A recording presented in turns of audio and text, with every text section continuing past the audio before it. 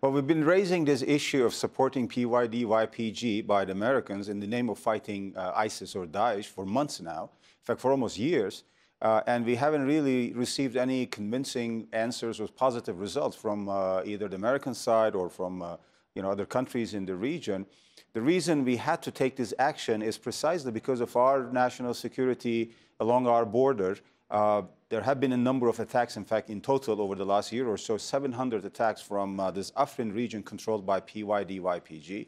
And there have been cross-border operations on both sides, etc. So we have raised this issue a number of times. And at the end of the day, of course, we had to take action to protect our border.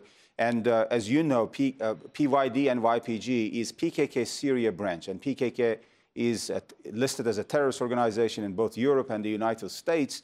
And we cannot let this kind of a terror organization establishing some kind of a autonomy or state structure right along our border.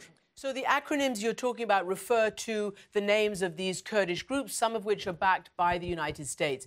But is this going to pit two NATO allies against each other? I mean, what measures are you taking, if any, to make sure that you don't enter a hot war with your major NATO ally, the United States? Well, first of all, Americans are not in the Afrin region. They are mostly in the Manbij region, which is to the east of the Euphrates River. We are talking about the western side of the country, right across the Turkish border. Number two, of course, we coordinate these operations, olive branch. We have briefed our allies. We have briefed the United Nations, P5 countries. Our president just spoke to President Macron. He will be speaking to President Putin.